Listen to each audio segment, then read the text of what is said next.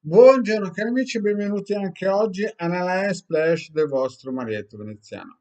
Oggi parleremo di una cosa importante, cioè quando una persona si avvicina all'esoterismo, no? Alcune volte entra in uno stato in cui incomincia a pensare di essere speciale. In cui incomincia a pensare che basta fare 1 più 1 è uguale a 2, nel senso che lui pensa che, visto che gli altri non sono nell'esoterismo e lui ci è entrato da qualche anno, può permettersi, ad esempio, di parlare con degli spiriti guida, fare sedute medianiche e insomma li vedi che cominciano a pontificare nei vari social. Il problema è che però alcune volte le persone sono un po' ingenue, no? Nel senso che forse prese dall'entusiasmo, forse prese dalla mancanza di conoscenza, forse prese dall'ignoranza, forse da prese perché uno direbbe non capisco una beata, non fatelo dire a Marietto perché il Marietto queste cose non le dice. Magari si prende troppo, incominciano col pendolino a fare sedute medianiche, a farsi guidare da certe entità, alcuni geni, e spesso e volentieri magari non sanno che bisogna avere delle protezioni, non sanno che non si può chiedere a chiunque, non sanno che magari non è il tempo per loro.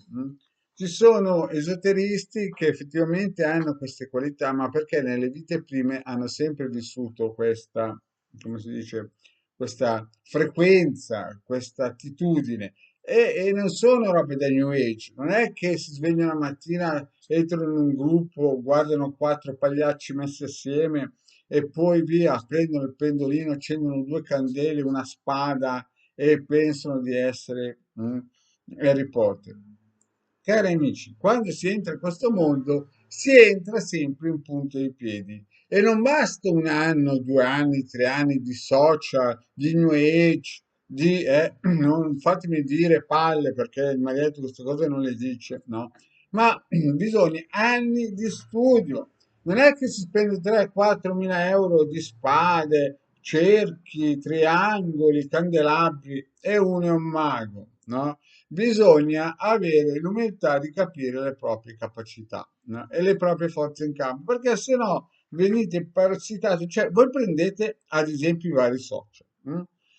Allora, vedo tantissime persone che parlano di invocazione senza sapere che cosa vuol dire. Invocazione, cioè dire la parolina magica, a chiamare e canalizzare. Amici, sono invocazioni, lo ripeto perché forse non sono stato chiaro, sono invocazioni e non sono evocazioni. L'evocazione vuol dire chiamare un tipo, lasciarlo fuori dalla porta di casa e fargli tutte le domande che vuole. L'invocazione invece vuol dire chiamare un tipo e farlo entrare in casa.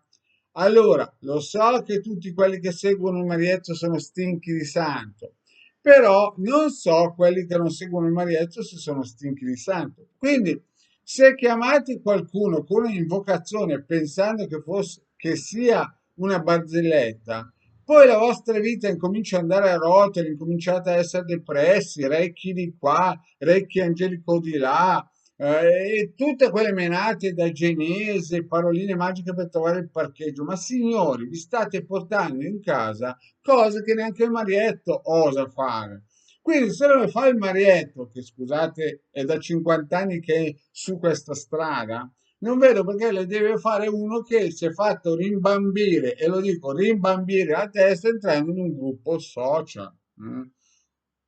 Chiaramente questo non vale per chi segue il Marietto, ma non perché, ma perché se ha visto 2800 pillole, sa benissimo che su questo tragitto si va in punta di piedi e non si segue il menestrello di turno, perché già nel 2010 lo dicevo che salto quantico, la quinta dimensione, il vogliamoci tutti bene, e l'angelo colorato di qua, e il Reiki di là, e la parolina magica, e i nomi grabovoi, e chi più ne ha più ne mette di queste beate cosine, no? Non funzionano e vi portano il basso astrale.